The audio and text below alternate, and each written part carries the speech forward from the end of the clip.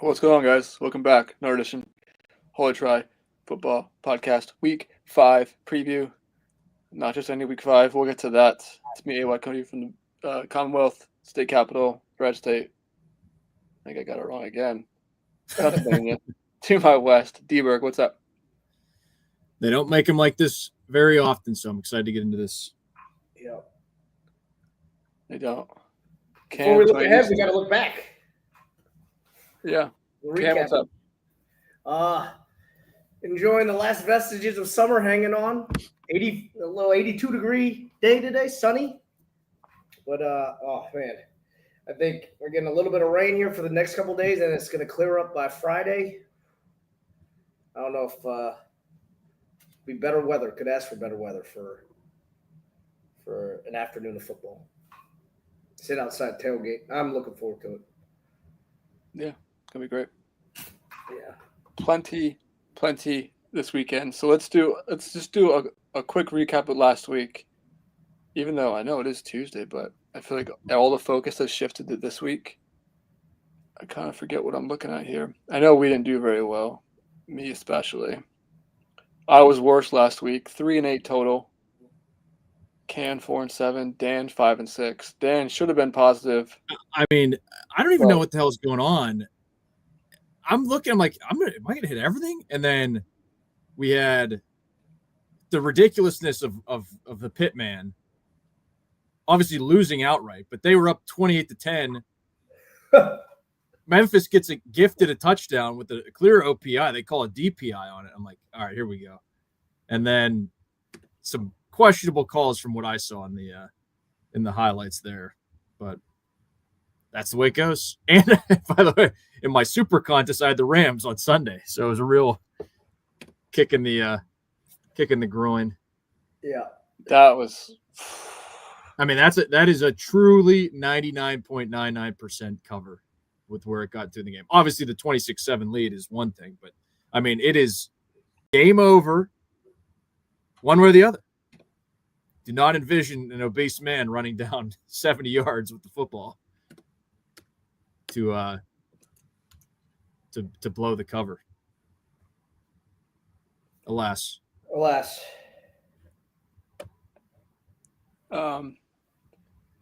Yeah, I guess just going through our picks here, just because those are the highlighted games. Iowa Gers, that game was closer than 2.5. Yeah, shootout unexpectedly with yeah, that Gers. I don't know if it was the right side, but it should have been closer. This next one though, Tar Texas Tech. Oh, I've got a lot. It was like 10-7 or something like that late. Yeah, and then I can't remember. Was it Hammond, the backup, the freshman? Yeah, he's amazing. Yeah, Baron Corbin Burnson got hurt, and he came in was moving the ball pretty nicely. Yeah. Yeah, I did not see that one. Not on the board, but speak of not seeing things, just another just complete catastrophe by Clemson. Yeah. What? This is bad. And Dabo afterwards, pouring out for Angeli too. Yeah. The guy gets hurt. He was dealing. Comes back in. Then I didn't even realize he got hurt. Poor guy. I saw today Fran Brown said he's going to be a grad assistant for the next 9 months. He's invested. All right. Angeli next year. When we allude to the Pitman and the Memphis. What are you doing, Arkansas? You're up. That was ridiculous. Yep. I guess they needed to run more clock down because Memphis had just started using timeouts, and they were right there at the first down. I guess I see it, but crazy.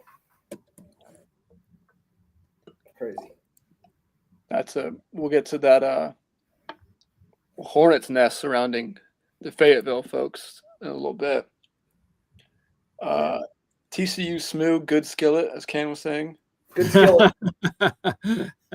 I missed the good part. I mean, I guess it was close throughout, but then I did see that my Big 12 champs circled the wagons. Oh, yeah.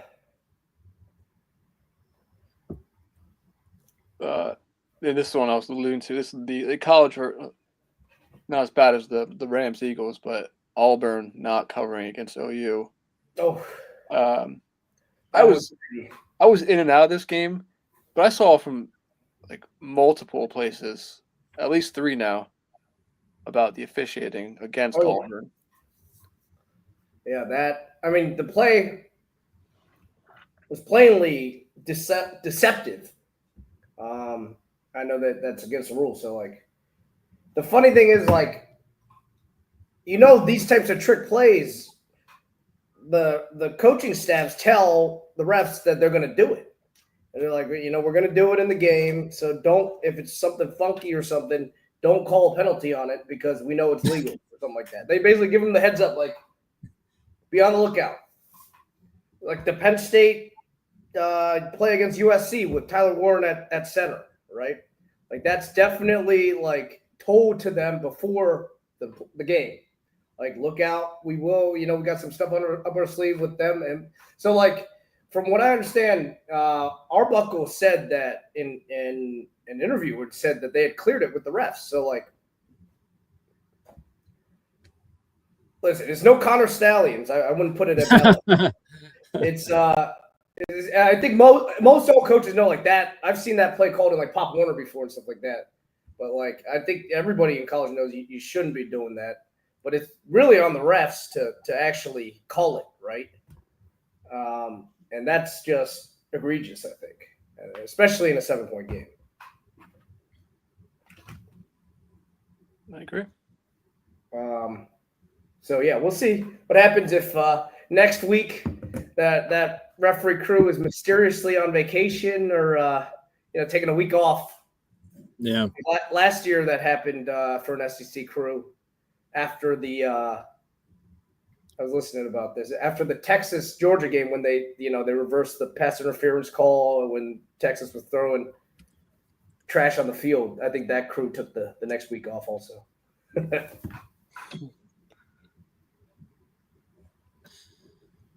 Yeah, that was probably deserved. Yeah. A much deserved break. After that is Tulane Ole Miss. Hergen pointed out, holy try, all took Tulane. That's a whiff. Whiff. Hey, it happens, Herg. Can't always be right. Well, I got the rest of these games wrong, so that is true. You cannot always be right. Look, Michigan just was better than Nebraska. Nebraska had their moment, their chance. They got a free touchdown on the Hail Mary. Nothing. Well, they just kept giving up 60-yard runs. Couldn't stop the run. This trench warfare was completely one-sided. Yep. Speaking of one-sided, Florida or Miami, trenches again. Lagway, is he even good? Yeah. I don't think Florida fans, last year they were like, we cannot get rid of Napier because that means we'll lose Lagway. Now, I don't think they would let the door hit him on the way out. I don't want to put this on him, but if he keeps this up, he's this year's.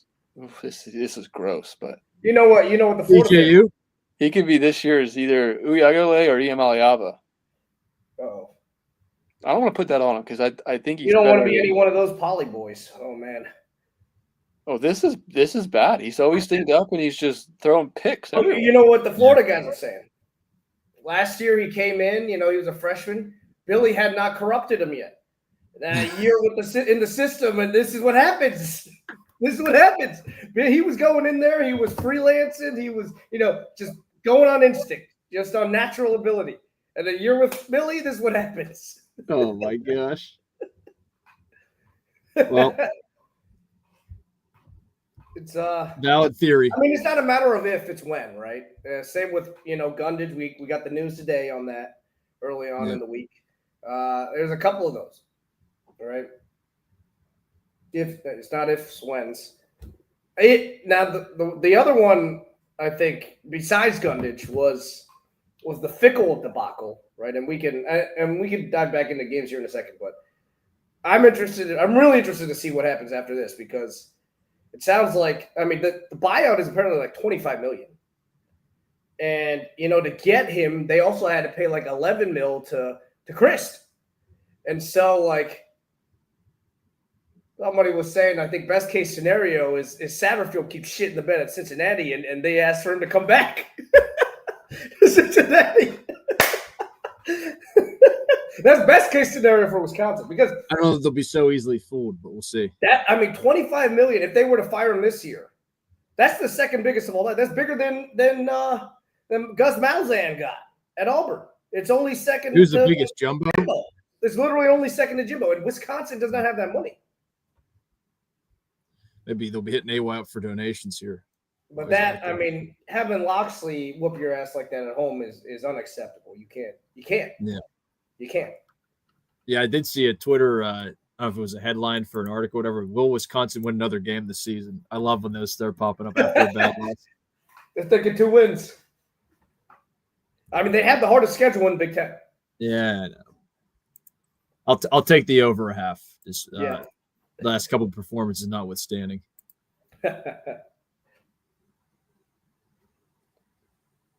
Yeah. I know I floated it, but it could be a DC near you soon. Could be. We'll see. His name is the DC near me is floating around for the Gundage job, because he was just there a couple of. But he's old, and he said he doesn't want to be head coach. But whose name? Apparently they'll reach out. They said whose name's going to Gundage? The DC around me. Oh, but going home. He's a little old though. He said he doesn't want to be a head coach. Kind of going home. Back to where he really made a name for himself. His girlfriend is from Oklahoma. Yeah, but that's why they were saying they were down. He was down to us in Oklahoma for the Oklahoma DC job. He just moved back to his original home. Like he's true. got to pick a home. He's trying to claim. I've got 5 different homes as well. I've got. Exactly, you're going to my hometown this weekend. Home state, at least. Yeah, all these people with multiple homes. It's home. It's home. It's home, AY. He's not. That's not happening. No. What's 2 more? Illinois, Indiana. This pisses me off. I said for months, Illinois' ass. You go, you know what? Maybe I'll show them a little respect here. And the doors get blown to freaking the Pacific Ocean off of them. Unbelievable. Is Sig the best coach to ever come out of Western Pennsylvania? Yes. Could be. He's seeing what he said on Sunday about. Oh, he's so smug. He's so about smug. how Iowa's definitely going to be a harder test or something like that. He loves pushing the buttons. I just love it. Can't get enough of him. He's so smug, but I love it because people are talking about that Penn State, if they lose to Ohio State and Oregon, that I wouldn't pencil in 10 wins for them now. Everybody's saying they're fine; they'll still make the playoffs. I can't wait. Hey, but who knows? Mendoza. Heisman frontrunner right now. Mendoza. Oh my gosh! I can't believe it. We'll have to dig up the text. I remember. Oh yeah, he's a believer. There was 2 guys. Remember Mendoza and Damon Williams. Yep. Back-to-back weekends, they get a chance to showcase their talents. Oh yeah. Danberg 625. Mendoza his ass. This performance notwithstanding. Hispanic Jared Goff.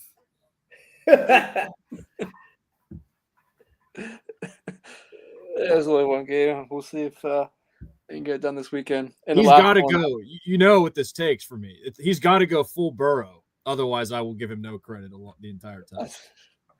If he does that, that would be incredible. Can you imagine Signetti? I would have no choice but oh my God, it's Signetti. If he just imagine if Indiana goes into Happy Valley and comes out the win. Just those quotes directed towards Jimmy. I'd have to print them out and frame them. As It'll be good. yeah, AY, you've already preemptively locked. I wonder what that line's going to be by the time that game kicks off, provided they don't completely soil themselves here. What day is that again?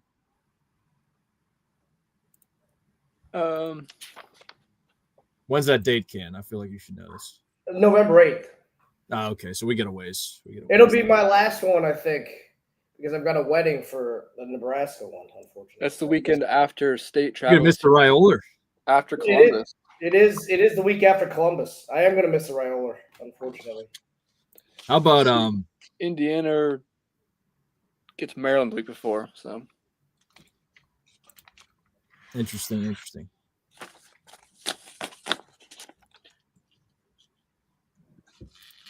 In the final one, Baylor, Arizona State.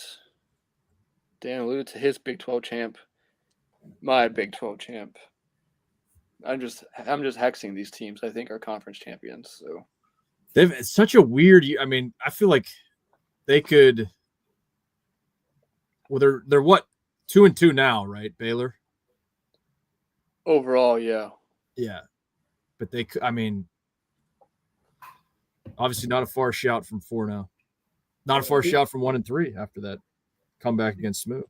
Yeah, Gundage and K-State. That's still they got some tough ones left though. We need to start a little hotter. But yeah, good for Sparky. I think they're going to be in these kind of games all year. That one, Mississippi State, they're going to be in some fun ones. And then the Holy Tri game, which took 9 hours. Dude, I mean, there are usually weather delays like this time of year, hurricane season and whatnot, but the past week and then this week is ridiculous. Purdue is 2 weeks in a row. They had the 9-hour game against USC the week before too. Mm-hmm. That's what they were joking. Like it wasn't even funny, but they were like, "Oh, Barry Odom, Purdue, they're used to this." Was it Hammond joking about it? That was Jason Garrett and I don't remember who else was on the call. Is it Dan Hicks on the day games? I think it was Dan Hicks. Either way, yeah. I think we'll just save Notre Dame for the Arkansas game. I don't want to talk about them twice. All right. You got it done though. In the end, covered. It was close for a while. I mean, Odom was hanging for what, like 80% of that game? 55. 50.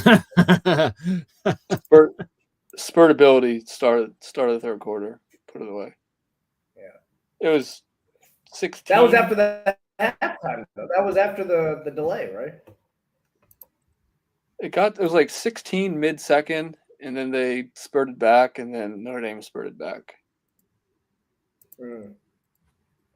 I think. Whoa, I'm just seeing Rudy Johnson died today? Yeah, I thought when I saw that, I thought Ken would send something about that. I was busy today.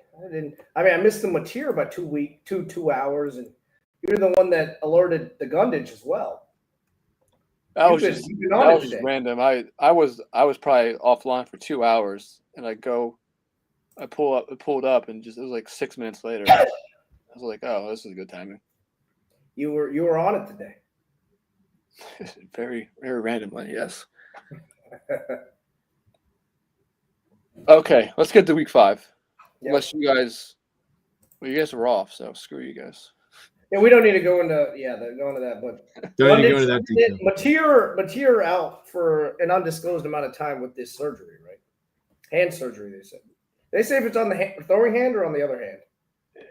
I saw somebody comment about he hurt his thumb in the first quarter, then still threw the ball that well against Auburn. So I'm led to believe it's his right hand, his right thumb. And all the Twitter doctors were coming out. Oh, this is 3 weeks. Texas. We'll see how tough he is. What do you mean? It doesn't matter how tough you are. Just imagine if you can grip a ball.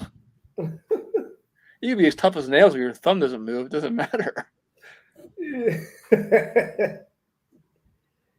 Whatever.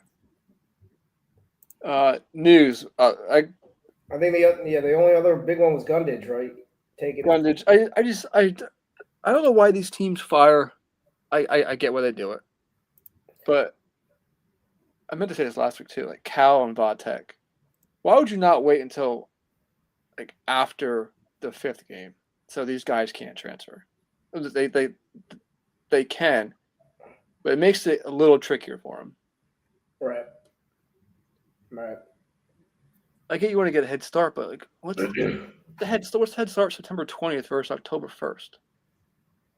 Right. I think it becomes a thing where, I mean, I don't know how many they can salvage, but I think it becomes a tens of thousands of people not going to the state, going in the game. I'm sure there's way more into it. Yeah, I'm sure there's even clauses and some deals about games to avoid manipulation of this. I'm sure all that's in there. But some of these deals, I think some guys just take just so they can get a deal, and they don't really have much negotiating room. I don't know. So maybe it's not that big of a gripe, just a week difference. But yeah, Gundage out. It's the day before the anniversary of his He's 40 rant. Oh, was it? Yeah, tomorrow is the anniversary of it. I'm sure that'll make its rounds tomorrow. Mm-hmm. Well, I'm sure it already did today. He's it's amazing legacy. I mean, he's the greatest coach they have ever had. He's amazing. Awesome. He's great. It's just incredible when it took him 3 years to figure out that they should probably go in the transfer portal and try to get some people with some money. Sounds eerily similar to someone else. Uh-oh. Who are you thinking about? I mean, Dabo. Oh, oh man. Both very successful. Did you guys play them this year? No, that's play them next year. Dan, when do you play? Do you play them this year? No. Wait, do they? No, I don't think they wouldn't play back-to-back years. Pitt Clemson? I don't think so. No. Yeah, I don't think so. Double the new check ACC right scheduling. Who knows? Yeah, exactly. No, yeah, they don't. I didn't. Clemson does not. No. Clemson still gets Duke, Florida State. Well, Duke. Who knows if Duke? Yeah, the Florida State one. Ooh. Florida State's got a tricky one here. Keeps going down now. 6.5. I think it was at over 7 before. It was 7.5 earlier. Yeah. Yeah. Shall we dive in? Yeah. That's the first one we got. Let's do it. Noles, top 10 Noles, laying less than a touchdown now at Virginia. Virginia, for those that hadn't been paying attention, very high-powered offense, clicking out of nowhere, some would say. It's the quarterback that was at TCU, and he's the coach. He's the coach's son, right? What's his name? He was at Oklahoma first. The Arkansas coach's son. Yeah, I was thinking of this earlier. I don't know who their quarterback is. The quarterback is the former Morris's son, Chandler Morris. I think it was Chandler Morris. Is that Yes, it? it's Chandler Morris. Yes, Chandler Morris. Oh, I should have said that. I just didn't think it was him, actually. Yeah, no, it was yes. I described the whole. I was like the Oklahoma quarterback. Then he went to Yeah, TCU, but I just the didn't. Arkansas coach's son. I just didn't think it was right. But okay, yeah, Chandler Morris. Yep. I don't know. I think Florida State. I mean, obviously, they played well this season, but do you fully trust them? They've got that look ahead to the huge rivalry game in coming up in a week. Is it in a week? It is in a week because Miami's got a bye this week. They're not playing anybody. Then they play Florida State, and then they got to bye again the week after that, which is amazing. I think I like Virginia here to keep it close. I don't fully trust Florida State, but I think it'll be a good game. I think they'll be riled up there. It's Friday nighter. I like Virginia to keep it close up until the fourth quarter, and then I think you got a timely touchdown, late touchdown to put them over with like a 13-point win, 13-point win with that timely touchdown for the Noles.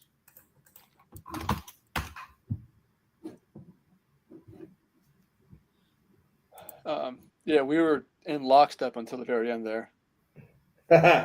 Until the timely touchdown at the end? Yeah, I think Florida State,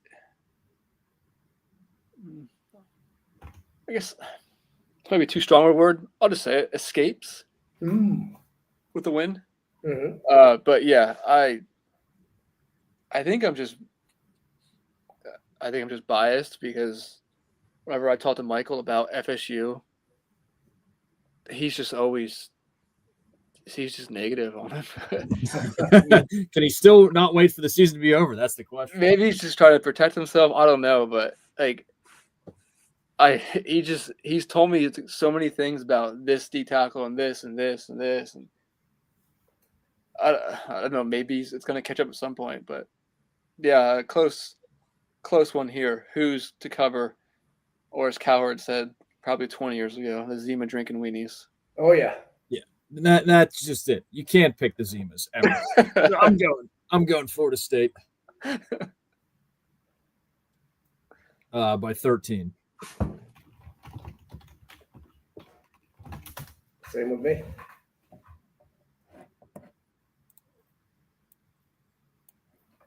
Okay, moving on to the desert. Friday night, right? Yeah, Friday night. TCU, Hoover. Of course, I was it last week I said McAllister hasn't gotten going yet for TCU. They had like 7 touchdowns last week. 245 yards, I think. 275 maybe, I think. I guess I just needed me to call him out a little bit. Yeah, he was hearing you. He was hearing. He had a hell of a game last week. So that offense is humming, traveling out west to the desert. Maybe Arizona State will be inspired by this surge of Scatterboo at the pro level now, taking New York by storm. Just a bit. And Dart taking the job this week. Dart just a complete youth movement here in the Meadowlands. And this is off topic, but I am just loving the edits where they add music to Aaron Glenn running on the sideline. Celebrating. Yeah, the September. I saw another one, a song I didn't recognize, but it was so good. Like, just some of these edits are just incredible. I love it. Yeah, what a great dance on top of it. Oh yeah. And then for it to be all for naught, even better. Exactly, because of his defense. That's never been good. Oh man, Mike Brown was excited. Mike Brown was pumped. He was having a moment there, but maybe. I mean, he I don't think he went to the game though down there. Should have. As a Jets fan. TCU, Arizona State. I haven't been that impressed with ASU this year. I mean, they snuck out of there, nice win at Baylor, but I don't think it should have been that. What's that? I said they lost to Klanga after Klanga did nothing for about 35 minutes. Exactly, and then they did that. I think they were up 3-0 in the turnover battle and still needed the 50-something yarder to win it.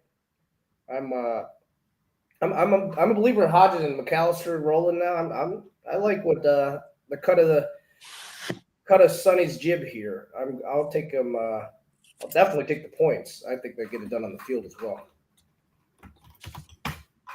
Yep, I'm going Frogs, and we will see this game again. Really? That was my pick.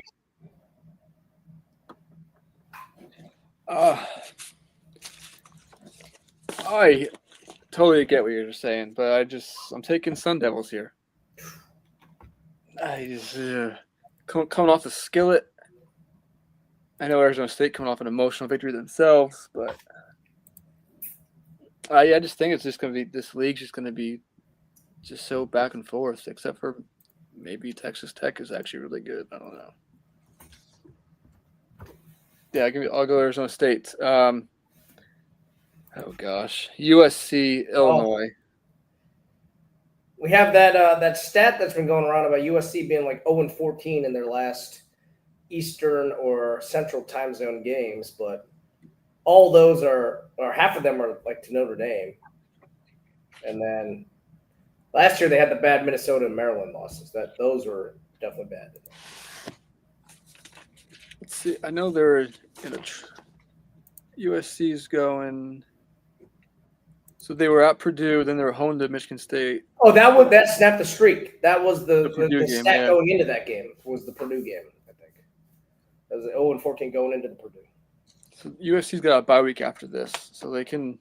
You would think they should have focused on just this game. Illini, though, getting off the mat, do they have some pride? The way Mendoza carved them up, I think Bird and them will come out a little bit fired up, but I don't think I just don't think they're that good. And I like what Lincoln's been doing out there, just hiding in the weeds.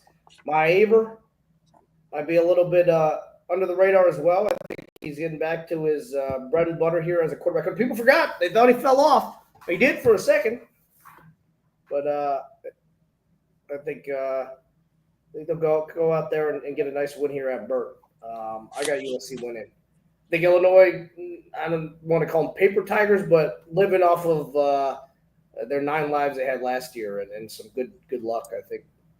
I don't think it's really – I think they're regressing this year. And to the mean, not that they're regressing as in getting worse, but, like, I think they were playing over their heads and getting some wins they shouldn't have last year, and it's coming back down to earth this time around. Boomeranging back around, so – People giving too much credit to Altmaier in his performance against Eastern Illinois. Yeah, I'm going SoCal as well. Bird. How are they still ranked? Because the pollsters suck, as it has been lamented upon this first month of the season. Yeah, I'm surprised they're still ranked. The reason was what I just said before, that people are still looking at last year. Yeah. And returning the production from some guys that ultimately I don't think were that good, but that just got some nice wins last year that were toss-ups. Yep. I think AY's going to zag here again on us. That's my prediction to his prediction.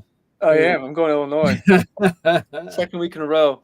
And I know this is complete about face as to what I said all preseason. And, I mean, I'm looking at it here. Illinois is 7-5 this year. I say that because, one, I want to just enunciate or back up my zagging. And two, my preseason picks are going horrendous. So when I get something right, I need to remind myself of that because it's been rough. Yeah, I mean, get off the mat. Look, they need to run the ball. I know they couldn't run the ball last week because they were behind by so much, but I don't know if they can run the ball. But, I mean, they're not a running team since Altmaier's been there. It's not the Bird of yesteryear. It is. They need to muck this up. They need to figure something out because maybe they can sling it against USC. I mean, it's still USC's defense. Don't you besmirch Dan Lynn's name like that? That's a Penn Stater. Against my better judgment, yes, I'm going Illinois. Who wins? I don't know. I'm just taking the points. Okay. This number's come down. I think it opened at 10. Yeah, this one's Ohio State, Washington. Buckeyes going out to Seattle, take on DeMond Williams and company. I wanted to make things interesting here, but I'm taking Ohio State to cover. When's the last time Ohio State had a single-digit game against a team like this or an unranked team? I don't know. Nebraska last year, right? Oh, right. Yeah, but that was – I thought you meant spread. He's saying like of this middle caliber. Yeah, it's true. They usually smoke them, but yeah. I guess Michigan too for that. Michigan. Oh, I'm sorry. That's not. I put that in a wholly separate category. Yeah. Holy. I got Ohio State win like 31-17 though. Yeah. Not a ton to say on this one. Yeah. I'll believe when I see I it. am interested to see how. Oh shoot, messing me up here. I am interested to see how Ohio State's defense handles that quarterback that they have. He's elusive. Yeah. He's awesome.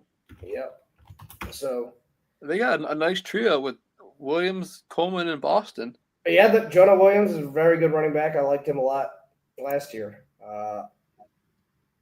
I think again, similar to Virginia, I think they can keep it interesting, but I think Ohio State's defense might be a little too much for them. He might, get a little bit of yardage on him or make a couple of nice plays, but I think eventually, he's still a first-year starter. I think Ohio State and the ass face can pull some wool over his eyes for a couple of plays there at the end and get a shave nice his look. ass. Yeah, exactly. Yeah, I think this is similar to how Cam described the Florida State-Virginia game, except I'm going to go all the way and follow him here with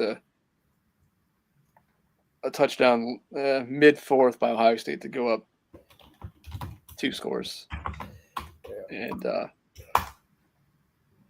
I keep typing PSU. My finger's just too used to going to the P instead of the O on the keyboard. All right, moving on to I guess Washington's in the afternoon too. But anyways, LSU Ole Miss. The Landry Kiffin Bowl. This is my favorite thing of the year so far in college football. I Mike Brown chimed in and was like, this is psychological warfare from weeks. I said, you could go darker and what if Lane's pimping out his daughter? For those who don't know, this week, Lane Kiffin's daughter Landry made it, I guess, social media official that she Facebook official at one time. Yeah, Instagram hard launched. Oh, is that the term? That is the term. Okay, hard launched. Hard, not heart. Hard launch. As opposed to versus a soft launch. Yeah. Okay. Well, yeah, you can see how I'm very up on these things. You are the elder statesman on this podcast. Yeah. Stupid expression. Just as our parents probably thought saying Facebook official was stupid in 2009. Yes. Lane Kiffin's daughter announced she is dating LSU linebacker Whit Weeks. Yep. One of 3 weeks on the team. Of course, it's LSU week, and she announces that. And if it couldn't get any better, that was good then, but what the absolute best part is Kiffin comments on it and says, "Take the over." Yep. Absolutely incredible. Lane, ever the social media guru. He knows what gets the engagement, what gets the clicks. I'm not that impressed with LSU, so I will go with Ole Miss here to get a nice win. It's gone the other direction, I think. Ole Miss also has some revenge on their mind. Remember last year, I think LSU did not lead for a single second of that game. And won it. Remember that game? He did not. That was good, and I think Lane's had that stick in his craw, and along with this extra motivation to embarrass his future son-in-law. So potential for son-in-law. I'll go Mississippi to get it. I mean, earlier in the week I could have gotten some points here, but I will take I will lay the 1.5 here as well. I'm not going to be fooled by the Tulane throttling. I can only chalk that up to Retzlaff being tired of scoring 4 touchdowns against Duke the week before. So I'm going LSU. Yeah. Okay. Apologies 2 weeks ago to Trinidad and Tobago, Chambliss. when I mentioned Simmons only played 2 snaps against Arkansas. Not that it didn't matter with the cover. Well, he scored a touchdown, didn't he? Oh He no, did. the next. Oh yeah, it was Arkansas. He scored a touchdown. Yeah, he did. Yeah, But I know Lane's holding his cards close to the vest this week. I think that's just Lane being Lane. I would think Chambliss gets the start. Who has looked awesome. I've gone back and looked at him. He's good, man. is he a rich man's Mateer? That's the question. And it's kind of coming time flat circle here because he is from Ferris State, who has been mentioned in the last month because of how good they are in D2 and how they're rated above certain teams. He comes from a good place. I'm going Ole Miss here. I think Lane gets this one done. I know that LSU can't run the ball. No, they can't. And their offense hasn't looked great either. I think you're a little biased here. Ole Miss's D is a little better than expected. I thought it was going to be really bad after how good it was last year, but I think they'll be fine. I think Ole Miss gets done here in Oxford. Okay. Excited for that. I'm with you. Auburn traveling to College Station, getting 6.5 at A&M. A&M with some revenge on the mind. Auburn needing to get off the mat. I really do think Auburn has the pieces here to be pretty good. It's just they can't rely on, or against Oklahoma they couldn't protect Jackson Arnold at all. But and the receivers just haven't gotten on the same page yet. If they can't, they missed a couple of nice deep throws, I think, where Coleman was open deep and missed on it. If they can get that figured out, I do think this will be an interesting game. But given the revenge needed here from Texas A&M and then the potential here from their offense, I do think I will lay the points here at home. Texas A&M also coming off a bye. Auburn coming off a pretty brutal loss on the road at Oklahoma, then turning around and having to go on the road to College Station again. I'll take A&M here to lay the points.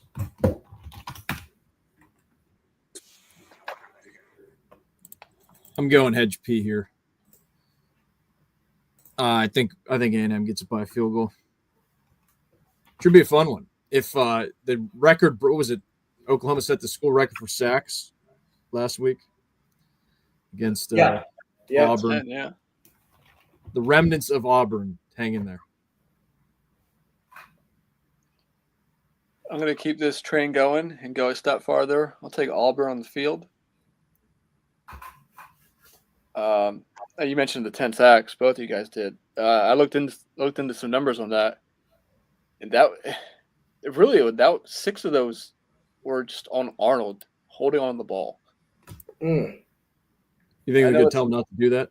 I know it's not. It might sound easy to clean up. Say, hey, get rid of the ball, take off and run. I know we mentioned him running a lot. He can't do this all the time, but do something different. Like, don't just stand back there and take sacks.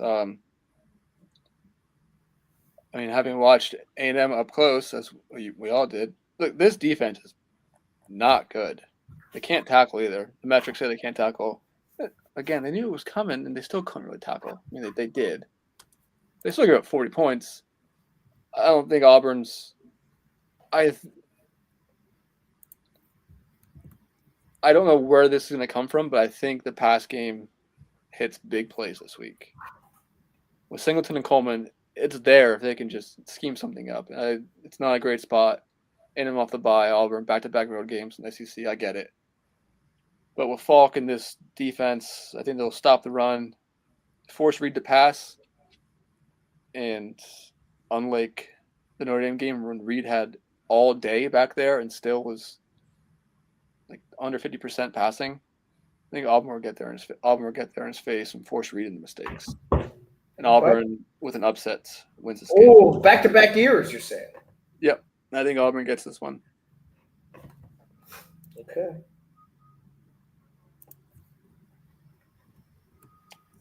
Indiana Iowa. Iowa catching 7.5. I heard today. I read today. I was looking at some PFF numbers, which I'll get to why I did that because it was for the Penn State game. Mm. So I just perused through some more. Iowa offensive line. No, I get it. I know PFF's kind of a. Some people scoff at it. I get it, but it's a frame of reference, if nothing else. It is a data They point. It is a data point, yes. They had the top-rated left tackle, left guard, center, right guard, and second right tackle. It's a lot of good stuff there. Maybe they're not top 3 at everything, but I think they're at least good across the line. That's impressive. Aside from that, they have a good D line and not much else. I'm taking the points here for sure. I like Mendoza, obviously. I think this is just absolute rock fight city. So I will take the points. Whatever the over-under is, give me the under.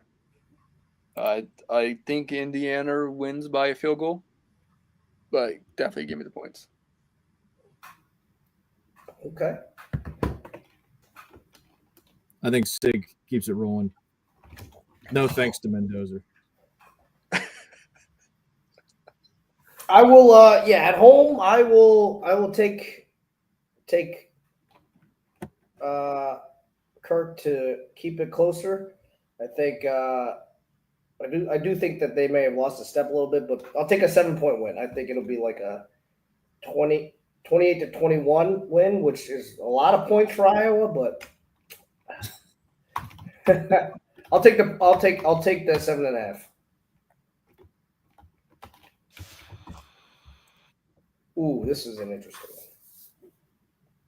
Tennessee, Mississippi State, Klanger getting 7.5 at home.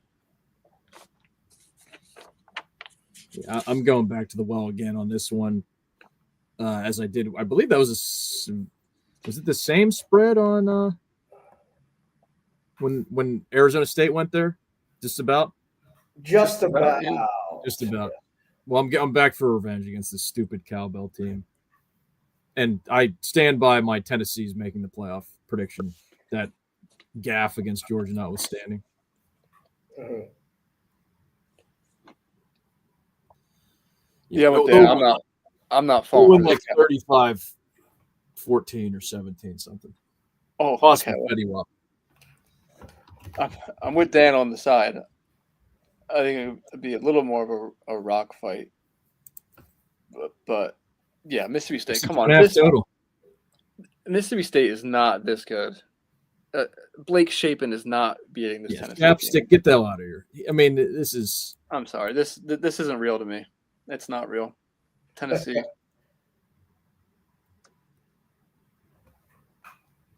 I'm with you guys there. I hope it comes. Or I would love it even more if it got to the 7, but I do think Tennessee is significantly better here. I know we're almost through this slate, but did we just miss Scar against Mizzou last week? Did that get mentioned? Oh, that was gross. No, I'm saying we didn't pick that game. Oh, we didn't. The game was gross. Yeah, I don't think we picked it. I was just curious if AY the schedule czar. I don't know if I had it on there as an option and I erased it or what. But yeah, because there was the uncertainty around Sellers, so I figured maybe that was why we didn't pick it. But then I saw he was playing, so I don't know. Anyway, we can continue. Final non-Holy Try game, Alabama head into Athens, take on Georgia. Georgia laying 3.5 at home. This is an exciting one.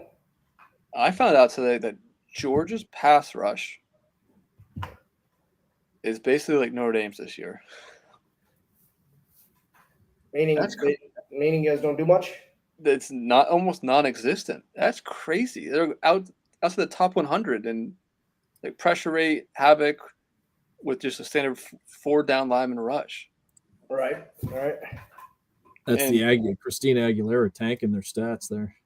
like, that is just wild to me. And I know I'm calling him Stockton now because of his Tennessee performance, but I reserve the right to call him Stinkton if he loses this game. Just for that, yep.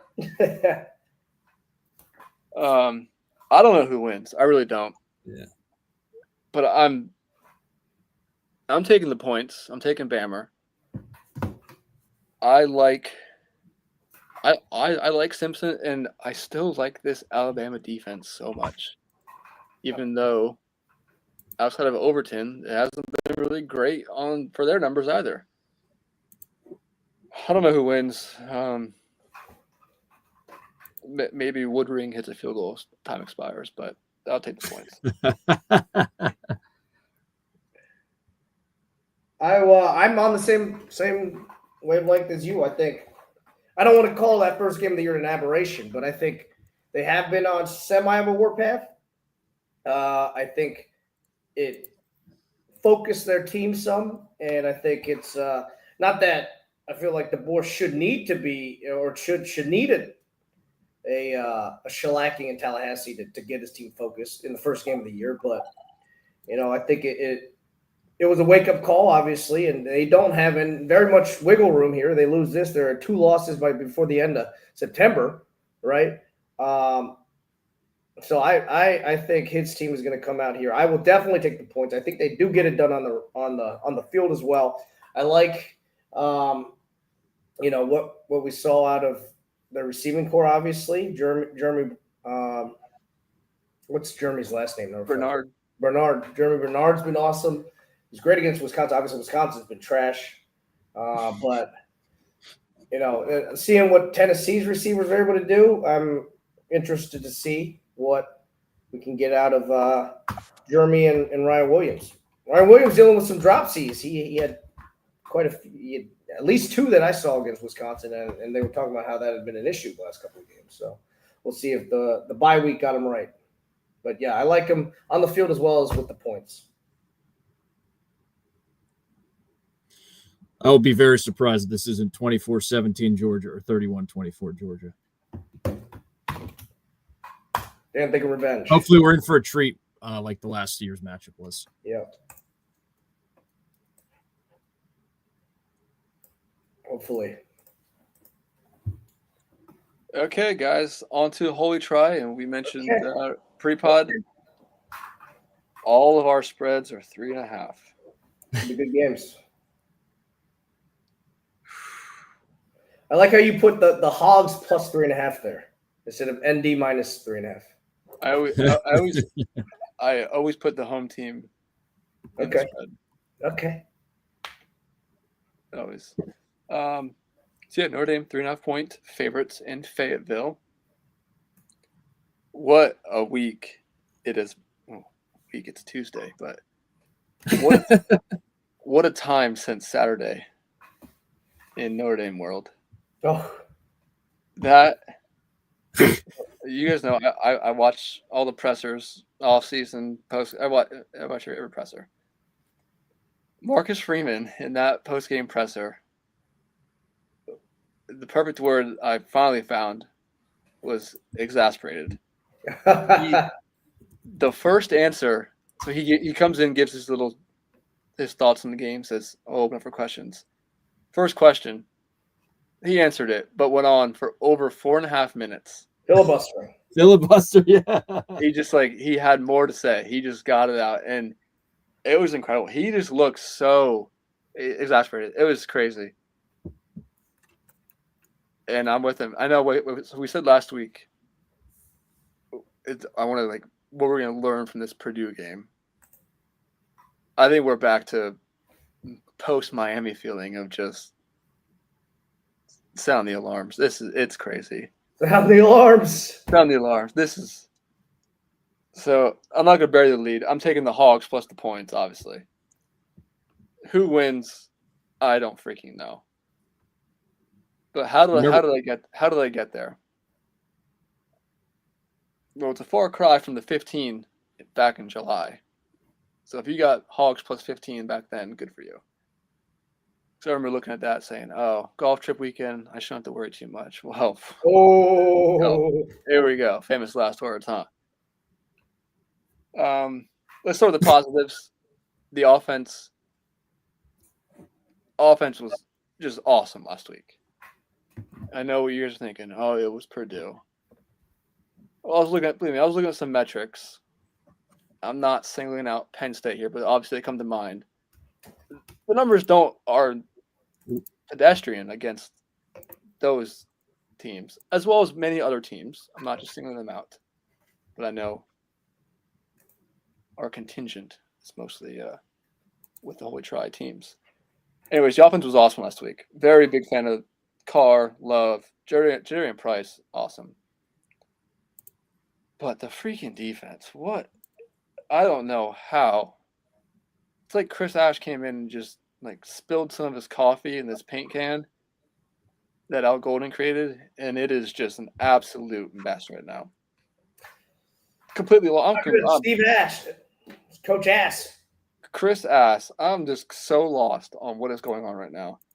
The pass rush was a little better. Traore is good. He's been getting pressure. Heinisch played better last game. KVA has been great.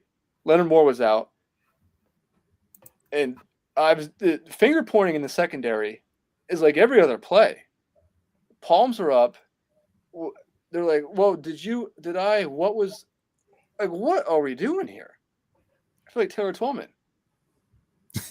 Zachary back there doesn't know what he's doing. Golden, good play, bad play. Schuler comes in second half. But the first half, I mean, Tate Johnson and Stroman. Tate Johnson makes good plays, then makes bad ones. Stroman makes 2 bad ones and a good one. Like, you got Christian Gray out of field corner over to boundary corner. He looked kind of like a fish out of water there. If only Notre Dame could just play like 7 linebackers, they'd be fine. But you can't do that. So I'm completely lost. What does Arkansas do in offense? They hit explosive pass plays on a quarter of their throws. What does Notre Dame suck Chris Ass at? Explosive plays against the pass. Taylor Green's going to have a freaking field day out there. I don't know what they're going to do on defense. Arkansas is going to score 30 points. You can take that to the bank. This is just crazy. Luckily for Notre Dame, I did say the offense was humming and good. Arkansas's rush defense is like the mirror image of Notre Dame's pass defense. So, Memphis ran for over 300 yards, averaged like 8 yards a carry last week. I know they have a little dual threat quarterback, so it's a little different, but they don't have Price and Love. No, they don't. And so I think Price and Love are going to have a freaking field day as long as Denbrock doesn't screw that up. Or Sider. He don't get me started on him. He pissed me off. I'm glad you keep him. You keep him. He pissed me off. Like, Love does not need 8 carries in one series. You have freaking J.D. Price backing him up, who would start for 130 other teams almost. 125? I don't know, 130 maybe even? Yeah. Give Love like 6 carries and Price 2, and then next series, 2 and 2. You got to get him lathered up, though. No, that's, like I said, the small criticism, because I'm picking on offense here. That's been humming. Carr's been great. Fields has been great. Faison's been great. You got people writing in, when are they going to get Greathouse the ball? Who cares? Like, are you going to take away carries from Price and Love? No, stop. Offense is scoring 40 points a game, and you want to worry about Greathouse getting catches out of the slot? Stop. This offense might get 60 this game. Let's worry with the defense here. The offense is fine. And I know it was Purdue and A&M. They're not good Ds, but still. I think with this rushing attack, I think it's first to 40 in Fayetteville. 40 may not be enough. 40 even first to 40, if it's like 41-38 and their team gets the ball with a minute to go, they could win. But I'll take my chances there, I guess. Let's play the odds. I think Notre Dame's the first to – I said I don't know who wins. So whoever gets the 41st. Give me the Hogs plus 3.5 because I have zero faith in this defense whatsoever. It's just the team's going to go up and down the field. Green's going to run up and down, throw bombs. Love and Price going to run all over them. And we'll see where the dust settles. I will not be watching. I'm going to record it. And You want us not to text you? I'll be on the course. So like I won't look at my phone. I'll check scores once in a while, but I hope I don't have to watch this game just to see what happened. I hope I can watch this game and enjoy it. But man, what a freaking clown show we have on defense right now. What a fall in the last few years. Incredible. Few years? I mean, few months. No, I mean 2 years ago they were number one in pass and secondary. They were pretty good last year, though. I'm saying what a fall from 2 years ago. From 2 years ago. Oh, I guess of the last 2 years, what I should have said. Yeah. But yes, I mean last year I know down the stretch they kind of wilted a little bit, but last 2 years defense last year has been the calling. Last 3 years has been the calling card of this team, and this year it is more of a liability than I don't even know. Insert your favorite metaphor there.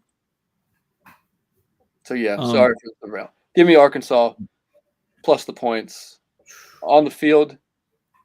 Who knows? Who freaking knows? What is the meaning of this headline from 1 foot down? Notre Dame's Marcus Freeman is reborn as an Italian American. Because he converted. But that's a serious headline. He converted to Catholicism. He did, yes, but I don't know why that's a headline now, unless that's from like years ago. 13 hours ago, it says. That's maybe they're just trying everything to renew faith. And even Freeman he's saying like he's talking about like technique in these press conferences. Like, what are we talking about technique for? What happened?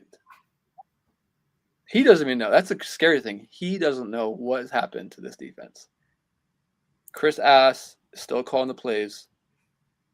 But Freeman has been a little more clear this week, saying, if I see something I want done, I will call it. So the question he got about more attention paid to the defense, he's now doing it after 2 weeks. Yeah, like I said last week, he's trying to let the coaches he put in place to do their job. But I think he's definitely running out of patience. Said he had a very uncomfortable meeting with the defensive coaches the other day, and he did not want it to be comfortable. So the heat is turned up. So could Notre Dame win this game? If you're the biggest Notre Dame believer, 41-14. But if you are that person, good on you. I am not. I'm not picking 41-14, maybe 41-34 or something. Notre Dame. Remember what's at stake here. If they lose this game, we have to go at the end of the podcast through the 2016, do a Notre Dame 2016 recap. We do. Do we need new graphics of the picture of the three of us with three different X's, three different flash balloons and everything like that? Yeah. Okay, get the jokes out now. Ah! Bang, bang, bang, bang. Pittman coaching for his job here. I didn't mention the Circus of Arkansas. What a mess they're under. But yeah, you're right. Oh yeah, you said you save it for this. Swirling, you got Petrino reaching out to schools about head coaching gigs. He's done it. He's putting his name out there. Well, he's got to strike with the irons out. Look at what that offense. He's like, doing. Hey, you should consider me. Pittman under pressure. If I were those other schools, I would say, why don't we see how you do in this interim position? Two game losing streak for them off that devastating loss last week. They're in shambles too. Don't get me wrong. Both teams are just a mess right now. Back against the wall, ranked team coming to town, coaching for his job. All right, I'm taking Pittman and the points here. That offense is great. I did see some terrible decisions from Talon last week. No, he's going to make some terrible ones. Yes, it's just Cure for the ass defense. Talon Green could be, but probably not. But there will be some bad plays. Yes, I will. I'll take Hogs here to get it done. I think they usually, they did it to Tennessee last year. They get up for some of these games. I mean, they call the Hogs. It gets pretty turned up there heat wise. I like a riled up stadium down there to get it done on the field as well. I will take the points and get it done on the field.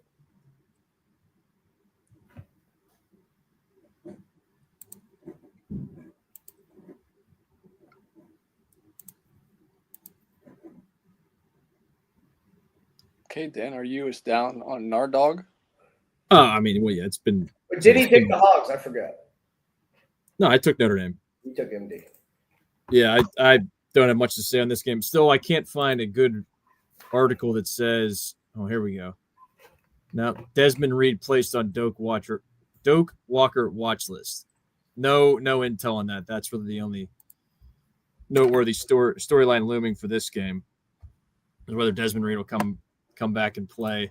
I mean, Braum, not a huge fan of his. Think he's not the most overrated coach, but a little, it's been laid on a little thick with Braum over the years, both going back to Purdue because Purdue was so ass for, what was it, a handful of seasons before he got there. Miller Moss in that Louisville Cardinals team with a scrappy, pesky win over JMU in week 2. Otherwise, nothing to write home about. I can't remember. Do you guys remember? Did I pick Pitt to win this game when we were doing I think I had him going 3-0. Did I have him going 4-0? I don't remember. I can't remember if I did or not. I should have wrote this down. So, but anyway, I'm going with Pitt to win. Get out. It was at worst 3-1 coming out of these first 4 games. So, I think they rebalanced the scales a little bit with the week off. We'll see what happens. I'm with you. I got a Pitt W here. Yeah, I think we all win. I'm back on the Pitt train. And I'm usually Mr. Louisville. Usually high on them. That's true. I think I'll jump back on the Cards train. But I think the way Pitt coughed that one up a few Golly, yeah. I think hopefully it's a better performance than that. I think we get a bounce back here. And good game. I think it's close. Pitt wins though. Millie. I like isn't Isaac Brown dinged up too? That I didn't. I mean, now that's a bridge too far to ask me if I know that. I will find that out at about 12:03 p.m. when they're doing the intro. Yeah, true. We probably won't know until they take the field. This is also being billed as the Louisville football fans get concerning injury update on Isaac Brown and Duke Watson. Doesn't sound good for them. Does not sound good for them. And since I did what I was going to see this thing later. Leonard Moore still questionable for this week. So imagine if he doesn't play again. Oh my goodness. If he does play though, that at least takes away the boundary. Sorry, back to Pitt. I'm taking Louisville here. I think this is smokescreen for Isaac Brown. I think they'll come out. They didn't look terrible against JMU, but didn't really look that good either. But still won by 2 touchdowns. I'll take them laying the points here. Win by 4, 28-24. Good game though. All right.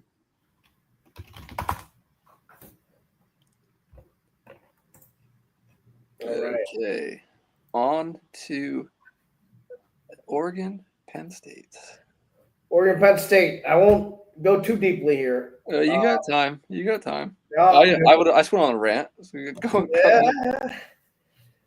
it's the if now never game here for Penn State fans, right? Oh, here we go. Yeah.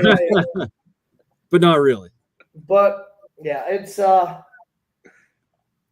aside from the storylines, right? If you look just at the teams, Oregon's look great.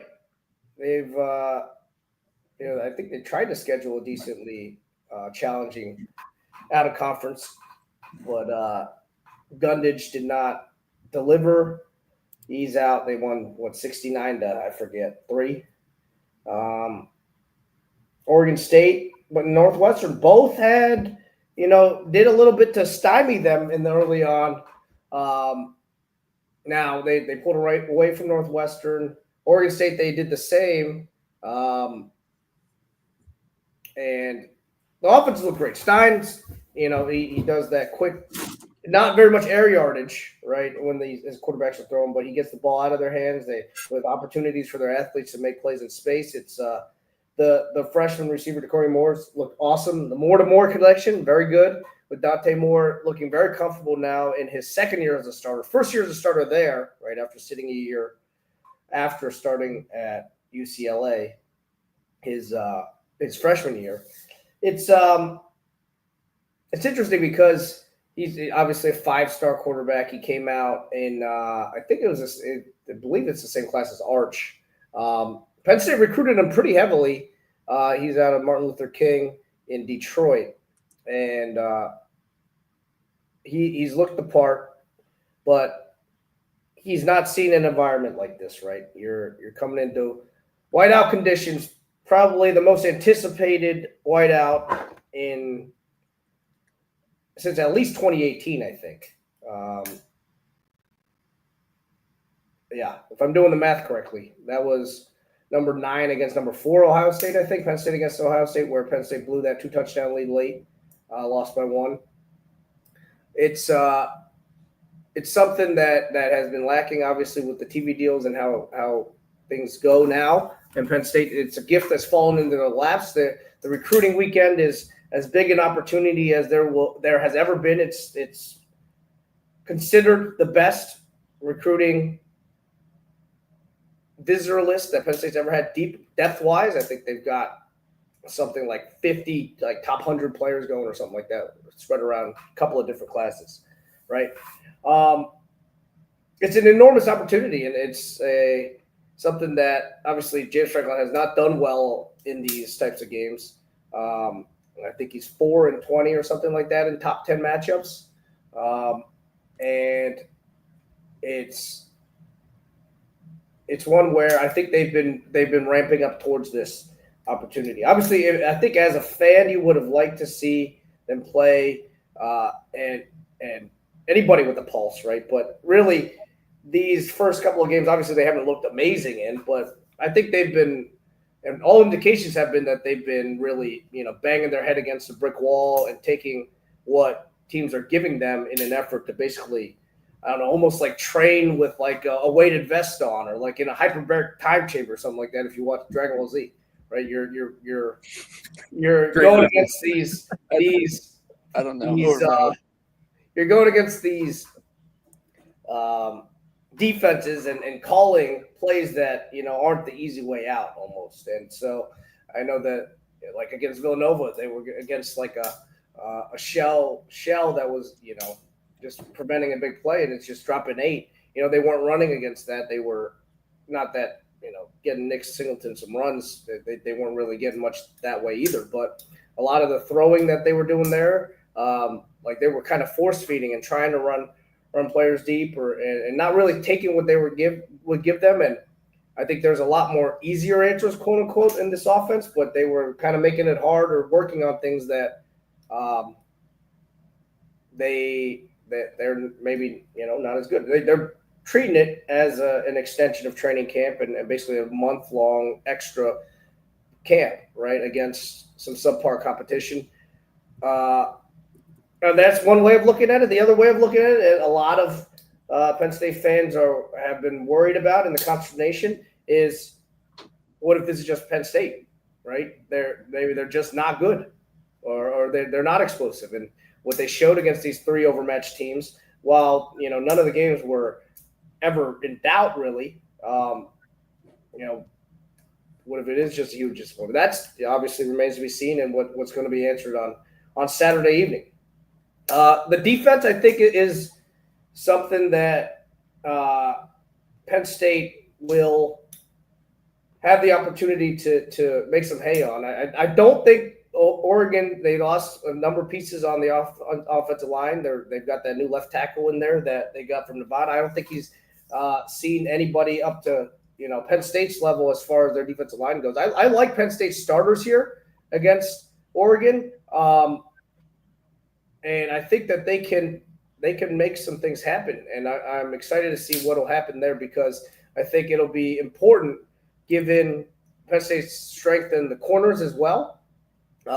And obviously how they like to get the ball out quick and run the ball with their stable running backs. I think it'll be important to see how that defensive line holds up against Oregon's line. And Penn State doesn't have very much depth back there at linebacker, and I'm a little bit worried there if their running backs are getting to the second level, how Penn State's linebackers will fare.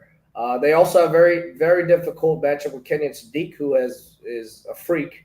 I think I heard he's the fastest player on their team, which is ridiculous. There's no way. Because it's their freaking tight end.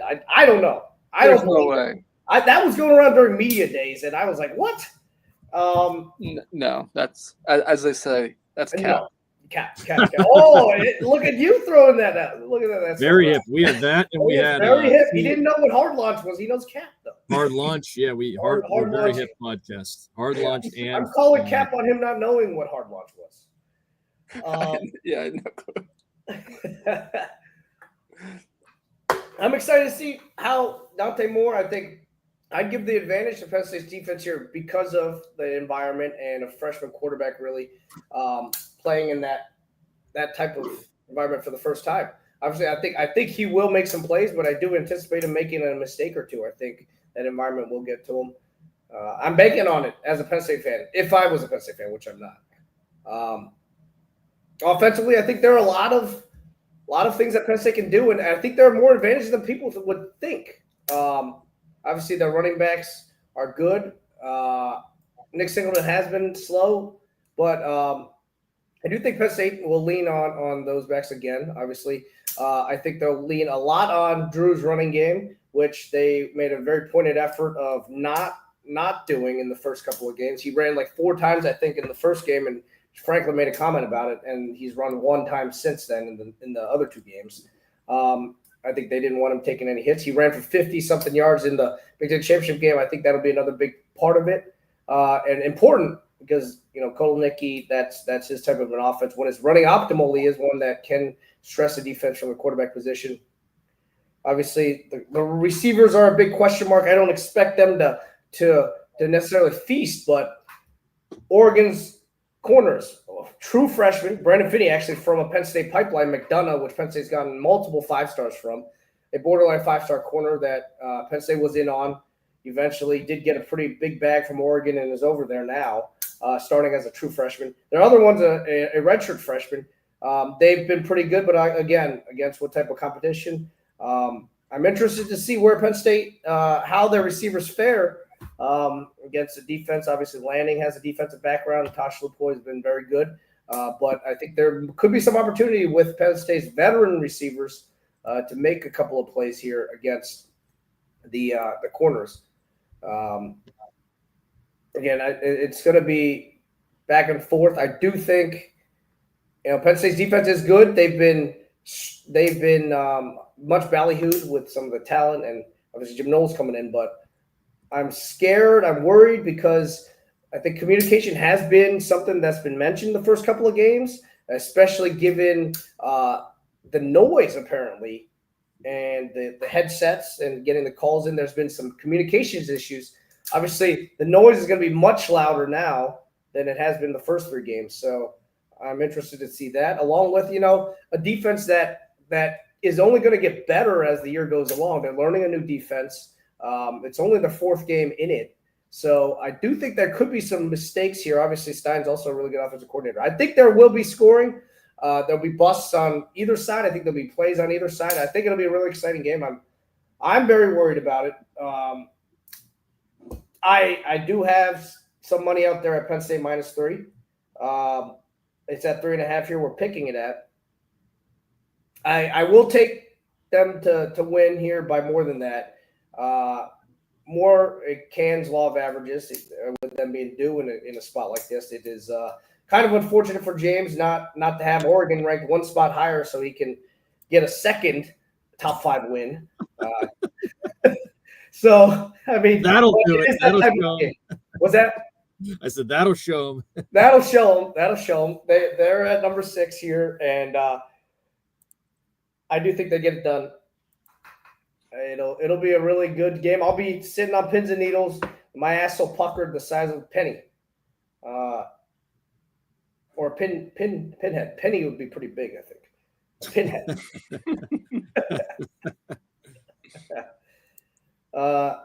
Where do you guys sit here?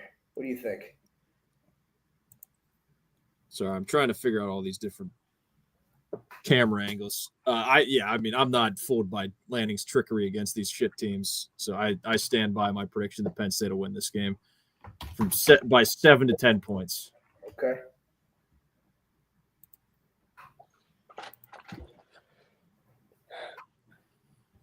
I had a tougher time with this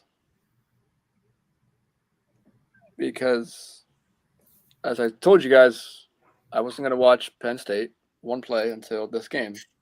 That's kind of hard to make an informed decision then. It is. That's why I went to the numbers. I'm a data-driven person. Well, the numbers don't tell you. The numbers are juked because of what Lanning's been doing, putting up 60. That's what I'm saying. Yeah, there's really nothing between what you thought going and into Penn the State season. running 3 pass concepts against Villanova. Yeah, unless there were injuries, that's about it. That'd be the only thing you need to be informed. I hear all that. There's also there's plenty of numbers out there that are schedule adjusted, rank adjusted, all that stuff. Yeah. You can fine tune some things. Sure, yeah, but but I'm kind of throwing them out. Throwing the numbers out. This comes down to a few things for me, and I have some questions because I haven't. It's Tuesday, so I haven't got the full deep dive articles and pods yet. So I just wanted to ask you at least one thing I haven't heard yet. But again, it's Tuesday. Knowles shut down this offense last year in the Rose Bowl, but not the first time. I thought for 1 second you were talking about Florida State. I was trying to think, when did Florida State play? Right? That's got to count for something, no? It does. Oh, I'll let you keep going there, but I haven't thought of that. Because I agree. I think it does. It does. The personnel is different, sure. Penn State doesn't have Caleb Downs. The D-line is very comparable, no? Well, I'll have another thought on that if you want to keep going. No, I know. Please. The defensive line that Ohio State had was bigger than Penn State. And if you remember, or if you recall, that was the big adjustment. And then, like you said, you'll be reading up on this, and you'll probably see it as well. But that was the big adjustment from game 1 to game 2. He had left his corners on islands in game 1 and sat back and basically let his defensive line get after it and didn't bring extra blitzes and put his corners on islands, which Ohio State was able to capitalize on. They were able to get home without blitzing and without committing extra personnel. So that second game. I mean, I'm genuinely asking. So you think 4 can get home against Oregon?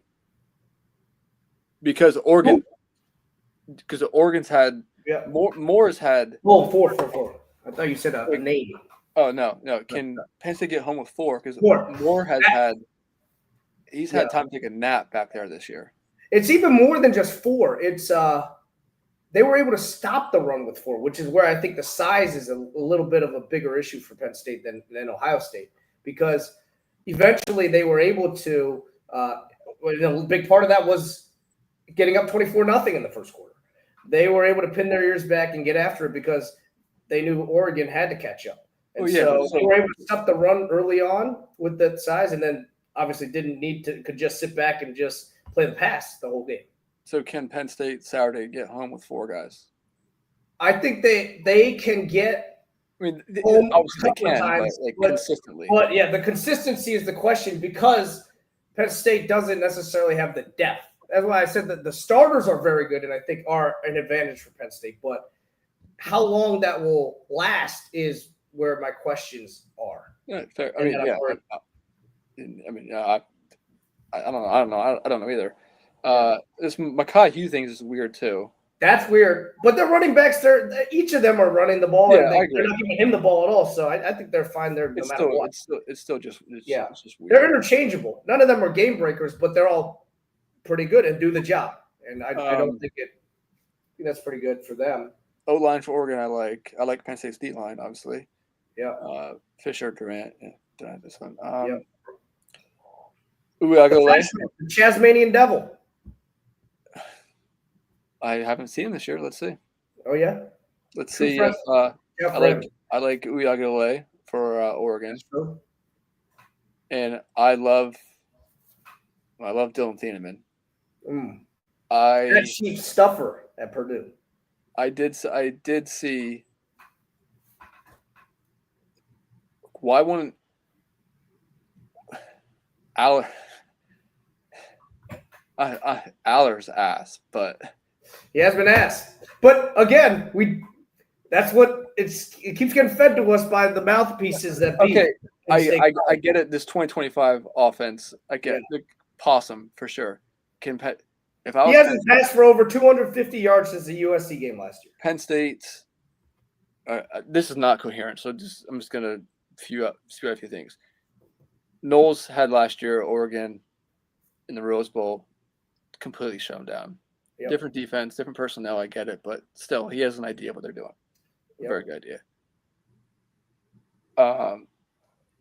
Oregon saw this Penn State team in the Big Ten title game. Yeah. So they have how much is Konecki really going to change up from there? I get there's no Warren, but that's worse off for Penn State than it is for Oregon to worry about how they're going to change up the scheme. Penn State better receivers, we think. Harrison Wallace is a nice little miss. Aller's. I think he's a product more of the system that he's in now with those numbers. Look, it's been over 2 years now with Aller. Let's. I do think Harrison would be the number one on this team. You did say that. You were consistent with that, yeah. Aller, can Aller win one? Can he put the team on his back? It's time. Can he have a great game this Saturday? Yes. Is that going to change my perception of Drew Aller? No, it's not. I think he's a game manager. I think he's dressed up the way he's going to be. Again, it's not saying he very well could go out this Saturday night, throw for 320. But it doesn't mean I'm going to count on that every time. Yeah. Stein against Knowles. That's the question. That's what I was going to say. Shut down. You got to think he's been stewing on that for exactly. It's his turn to counter now. Knowles was able to counter once, and now it's his turn to counter. What adjustments are going to happen? What does he have up his sleeve? And I guess that's kind of in Penn State, piggybacking off my Aller comments, to just run the ball with Singleton and Allen. They have been trying. They gave Singleton the ball 8 times on one drive trying to get him going. I know, but maybe he's got to let it rip. That's what Franklin has said before. Here's the thing. Sider went off. Stan Drayton came in here.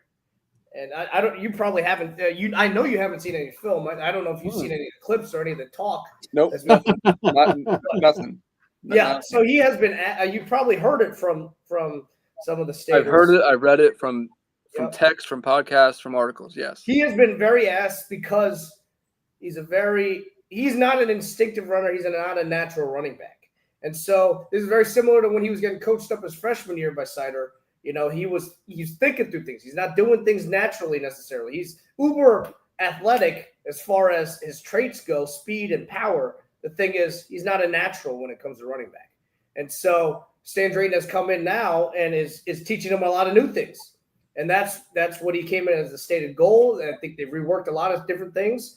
And he's basically been trying to digest it still, which has been what the breadcrumbs have been laid out in the last couple of weeks where, you know, Singleton's overthinking things, or he's thinking a lot out there. He's just got to go let it rip.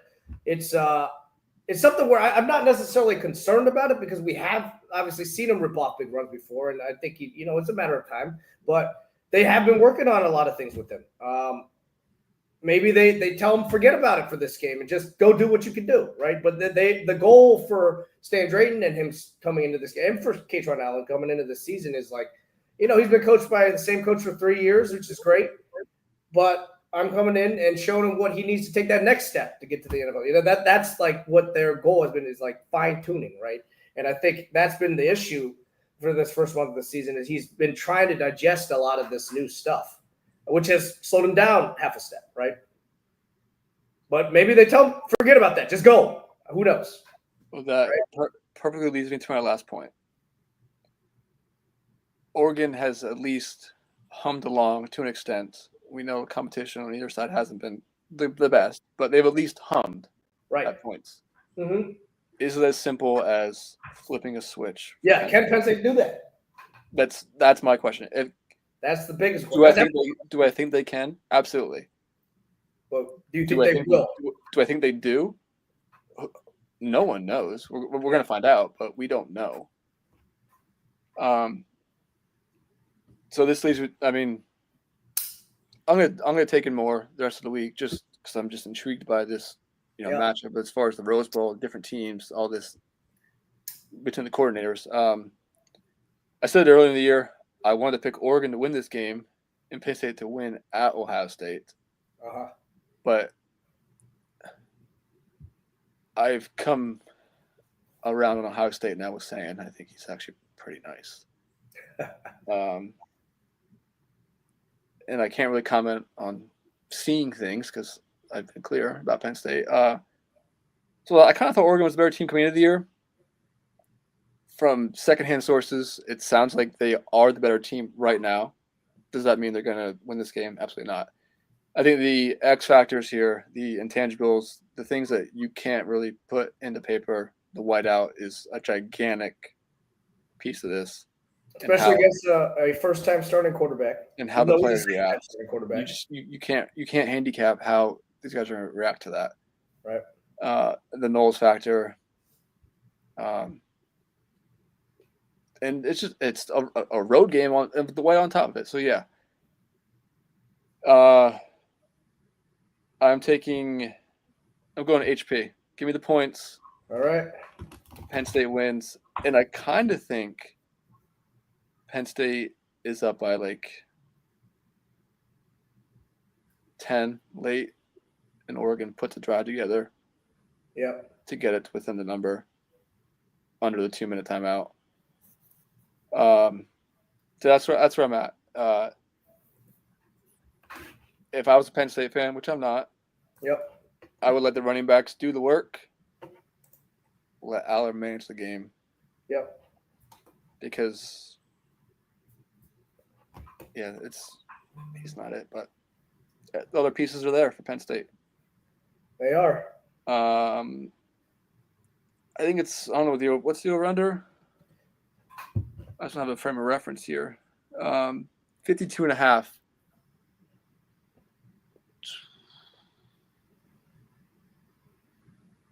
Under. 27-24. A happy can. Wow. I will be happy.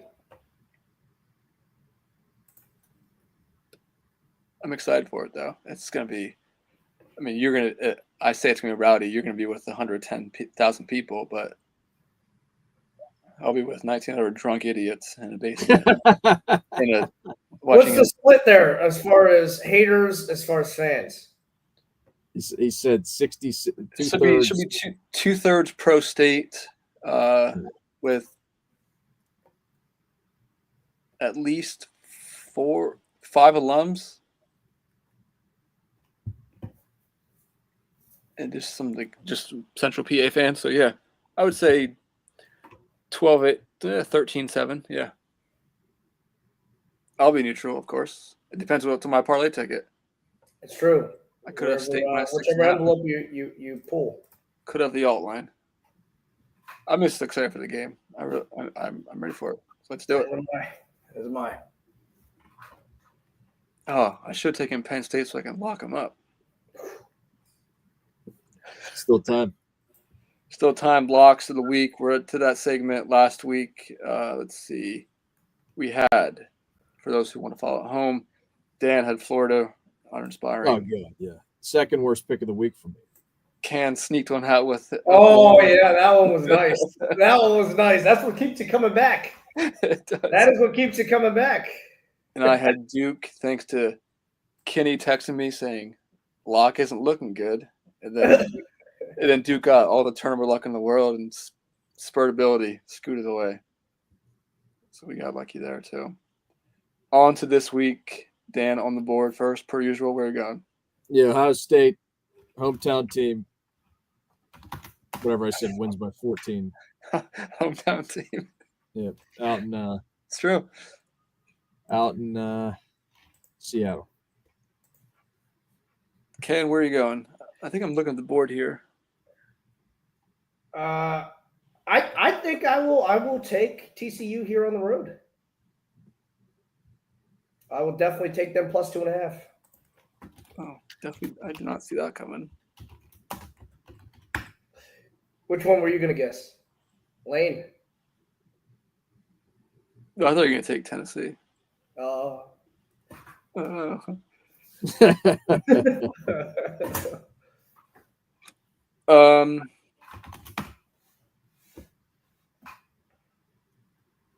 Possible alternative. I kind of want to take Okie State. I thought you were going to say the under in. I thought you were going to go with the under in Klanga, AY. I don't do totals, but in Klanga. The top one would be 64.5 in Fayetteville. That's crazy. That's like two points different. 62 and actually, yeah. You know what? Let's do my first total ever. Maybe. I said it's gonna be a rock fight, 20-10. Yep. That's not even halfway there. So yeah, Tennessee, Mississippi State under 62.5. Whoa. And things are happening in the YouTube comments section. That is all I will say as far as acknowledgement. Somebody else that posted in the YouTube comments on the week 4 preview. What is under what is it? Oh yeah, what was the total? 60 what? 62.5 per ESPN bet. All right. Not a sponsor. Not a sponsor yet. I'd love to hear you try to read the disclaimers that they do really fast. Those. Let me see what SP Plus says. Their total says it's probably all. Bill C's total says 58. I'm on the right side. I would think it might be thrown by the high scoring in Georgia. And you know what? I might be surprised if Mississippi State scores. Ooh. I'll have to tell Rob. Chapstick.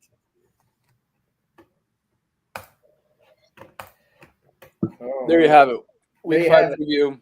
We were on such a good pace until my rant, so I'm sorry. No, it's my rant. I didn't think I was going to go that far, that long. I went too long just complaining. Okay, I guess after the third loss in September, when Notre Dame is irrelevant, I won't have anything to complain about. So I had to get it out now. There was the Week 5 preview. What a slate! Incredible. Beefy. I'm going to find out how many games I can DVR at once. Yeah, Because I'm just going to start clicking. Record. So I'm excited for that. Kent, enjoy the game. Safe travels. Are you getting pizza or what? You don't know yet. I am picking up De La Zantuzzi's. Okay. Thursday evening past the close at 8 o'clock, but hopefully still warm. Honestly, maybe I won't even stop for dinner. I'll just eat it on the way up. I'll stop, pick it up from Dan, eat a couple slices right there in the parking lot, and then. Where are you guys meeting at? Denny's? We have not confirmed yet, but I usually do at the Perkins, right? Right behind Buckhorn, because there's the charging station right there. Yeah, makes sense. Yeah. Good deal. Dan, any weekend plans? No, I don't think so as of now. Probably gonna fertilize at some point. That's about it. Fried or fertilized. That's right. Good deal. Well, I'm off to go finish packing. I'll be on the road and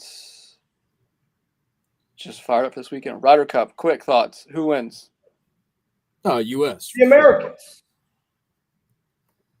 We'll see. AY will be wearing. I hope I get a picture of him in a UK flag polo to cheer on Team Europe.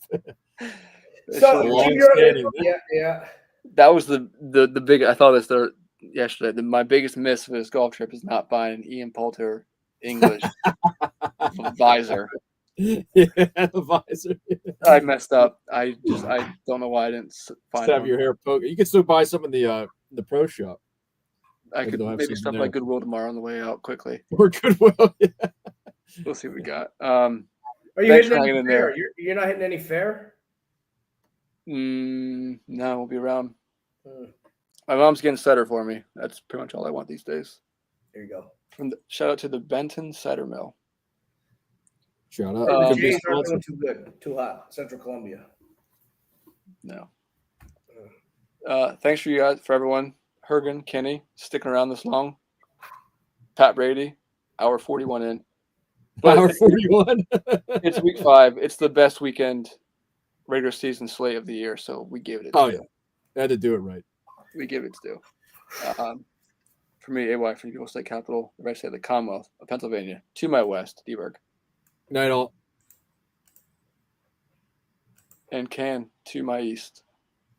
Safe travels, everybody. Safe That will be travels, on guys. the road. AY driving further than I am, which is not usually the case. It's not. Enjoy the weekend. Enjoy the games. Enjoy the slates. And we'll see you back next week for week 6. Have a good one.